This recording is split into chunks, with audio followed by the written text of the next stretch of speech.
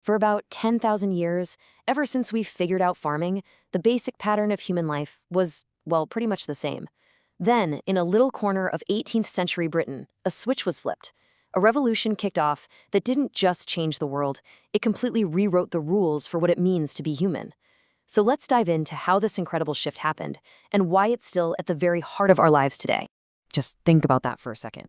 For thousands and thousands of years, the only power you had was from your own muscles or maybe what you could catch from the wind or a river.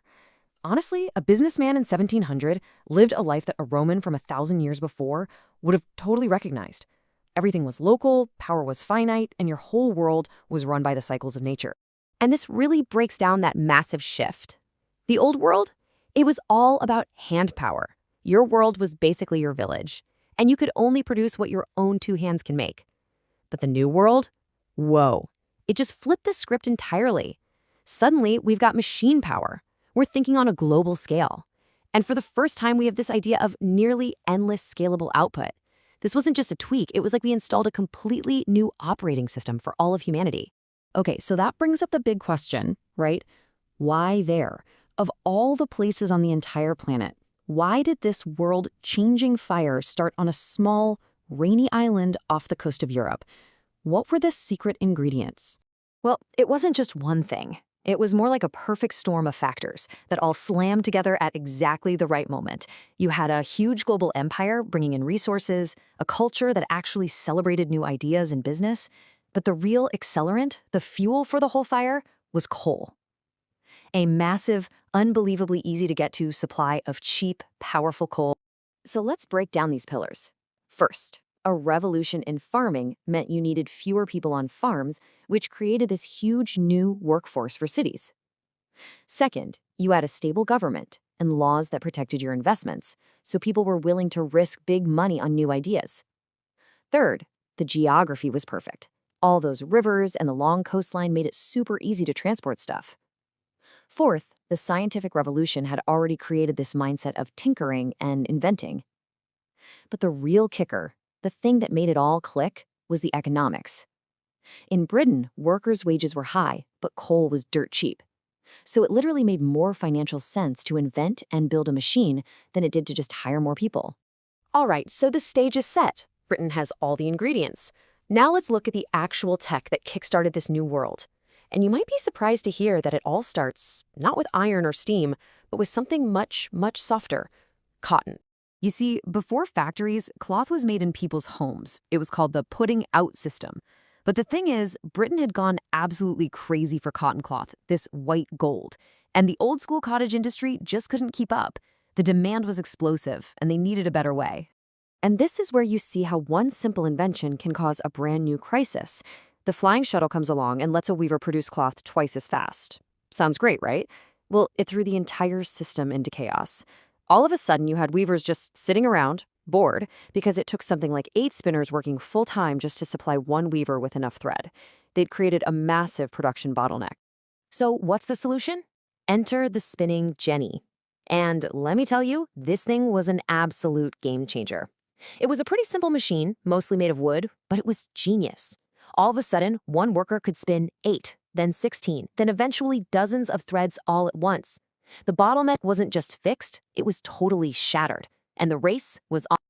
And the jenny was just the beginning. Next, you get inventions like Arkwright's water frame, which was so big and heavy you couldn't possibly fit it in a cottage. It needed its own special building and was powered by a river. Then Crompton's mule came along and combined the best of both worlds. And that was it. Production had officially left the home and moved into these new purpose-built structures we know as factories. And if you want to really grasp the insane scale of this change, just look at this number.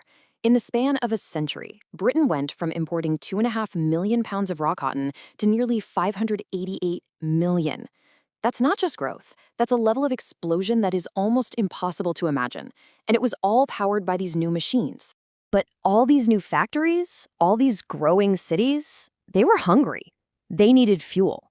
And that fuel was coal. And as miners had to dig deeper and deeper to get it, they ran into a huge, relentless problem: water.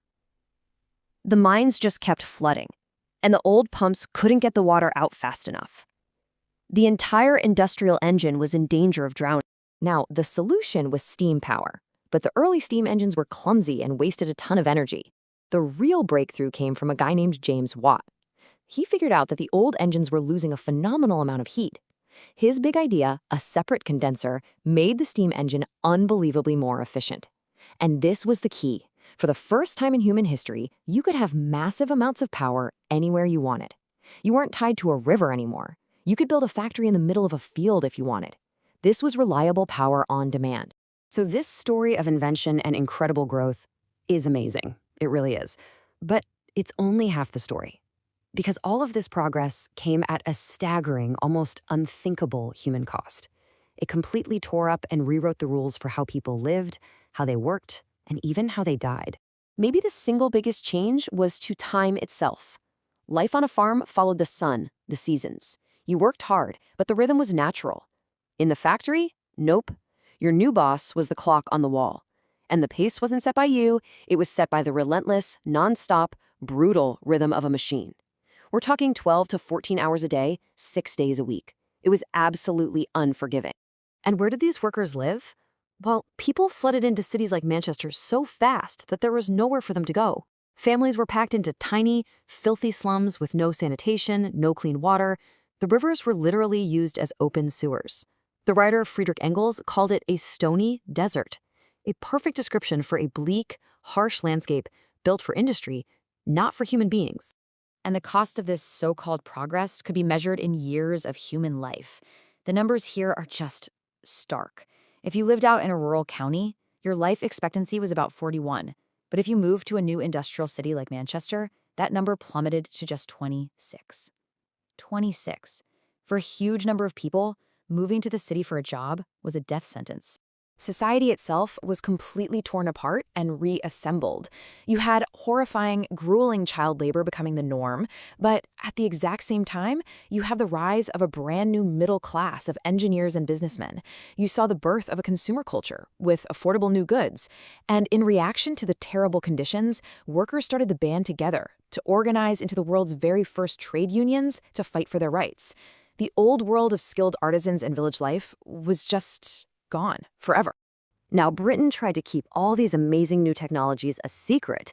They even passed laws to stop skilled workers from leaving the country. But a fire this big, an idea this powerful, there's just no way to contain it. The revolution started to leak out, and then it began to spread all across the globe. Belgium jumped on board pretty quickly since it had its own coal. France and Germany soon followed, building their own industrial powerhouses. Across the ocean, the United States didn't just copy the technology, it innovated, creating things like interchangeable parts that would lead to mass production. And even in the East, Japan, after the Meiji Restoration, made a deliberate, incredibly rapid push to modernize and catch up to the West. And what made this global spread possible was a huge boom in infrastructure. First canals, then railways, and then steamships. They became the iron arteries of a new global economy. They could move raw materials, finished goods, and people faster and farther than anyone in history had ever dreamed possible. The world was shrinking, and it was shrinking at the speed of steam. So, why does any of this matter to you today? Because the legacy of this revolution isn't just history in a textbook. It is literally embedded in the DNA of our modern world, from the way you tell time to the computer you're probably watching this on. And this really leads us to the central, complicated question of this entire era, a question we are absolutely still wrestling with today. This revolution unleashed unbelievable technological progress and wealth, but it came at an almost unimaginable human and environmental cost. So you have to ask yourself, was the price worth it? Ultimately, the Industrial Revolution did way more than just build factories and railways. It fundamentally changed us. It shifted our entire species from one that lived by the natural rhythm of the seasons to one that demands the world move at the speed of our machines. We are all the children of that first coal-fired spark, living every day with its incredible conveniences, its breathtaking speed, and, of course, its lingering shadows.